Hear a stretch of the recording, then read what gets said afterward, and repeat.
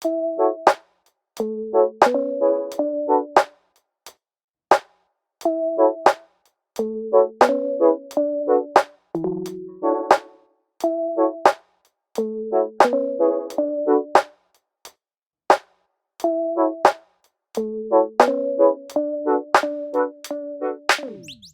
my name's Steve. I am the creative producer at SICK Festival. So I look after a lot of the community work that we do here. So kind of a lot of the stuff that you see in the festival in the community is a lot of stuff that I manage and I produce and I look after. So here today we have the launch of our green, our kind of like festival hub. So here you'll see a bunch of artworks that we've created with the local community in a response to a number of different issues that were raised when we started to chat to the community about what sort of artistic programs would they like to see and what issues that they face in the community and what can an arts organisation do to start a conversation about that. So we've got our cars here that we have done, we worked with a small group of young men and started talking about what is that relationship between young men and cars and toxic masculinity and the sort of the challenges that young men face when they're growing up. So thinking about power, relationships, fatherhood, money, violence, sex, all that stuff and all those things that we struggle with as men growing up. We wanted to talk about that. So we took a bunch of young men and we talked about it and we worked with Woodrow Phoenix and Courtney Hayles to take those outputs and turn them into two pieces of art. And we've wrapped two cars in them and then we've also lowered the cars and coloured the wheels and stuff and make them to represent those sort of boy racer cars that you see.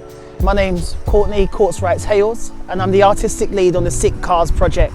Working with those young men was an actual dream. If you know me, one of the things I do is the projects last, it's the people first. These young men on the first week were so open to me, like they just told me straight away, they said, Courtney, I'll never forget, they said, I hear 1,000 voices in my head and sometimes I don't know who I am, so if you don't mind, if I need to leave the room, do you mind? And I was like, okay. From that moment, the process became open, honest, and we needed faith and trust. And those young men, yeah, they're beautiful.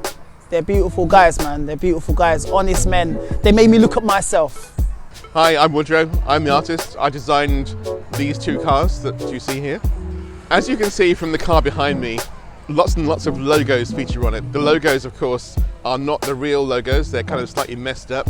The idea was that we talked about branding and how people are affected and spend a lot of time thinking about ads and how they make you want to get stuff and own stuff. So what we did was we turned those brands into something that expressed their own internal states. And that's why they look the way they do, and that's why they say these things. We thought we could mess with the idea of that perfection by showing what's underneath it. It was talking to the young men who are part of this, asking them about how they felt about themselves, how they expressed themselves through driving and through cars, their dreams about cars, what kind of cars they liked and why they drove the way they do, and getting them to think about what those things were and how some of that stuff is external and some of it is internal, and then turning those things into graphics.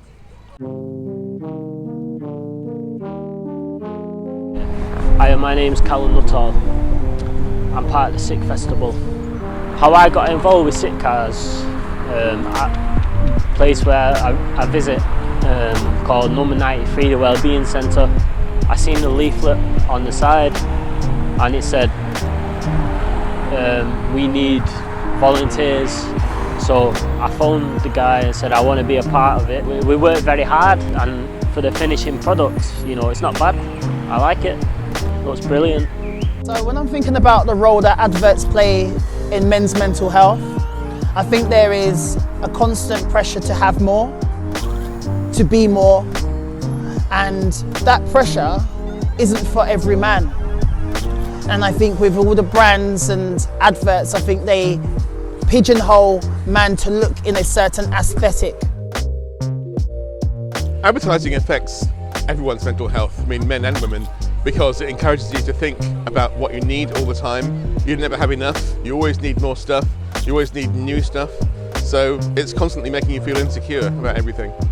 You know, it's so important that men speak up without making apologies. So I think it's really important that men talk up, speak up, open up, because it's your right, it's our right. Yeah, men talking up should have been happening anyway. It's in closed doors and based on circumstance as opposed to just speaking. So it's really important that men should speak. One thing we found doing this project is that men don't really have outlets to talk about their feelings. It's not considered to be masculine, which is a ridiculous idea really, because men are human and we all have human feelings. We all need to talk about them, but they're not encouraged to do that. I mean, that's what Sick Festival does. The issues that we talk about are important to us as an organisation because we want to use art to start the conversations about kind of the stuff that we all face, but we don't really talk about. And we want to see if art can start those conversations and support those journeys for those people. So, you know, we discuss the difficult things in life. So yeah, we've got toxic masculinity, we've got mental health. We really want to see what conversations we can start with the community and how long those conversations, because we're here for 10 years, this is the beginning of a 10-year journey for us. Yeah, we want to see it over 10 years. What does it mean for a community, for an arts organisation to be here for so long, and what does it mean to an arts organisation for their work? But Sick Festival is all about starting a conversation with the difficult stuff in life.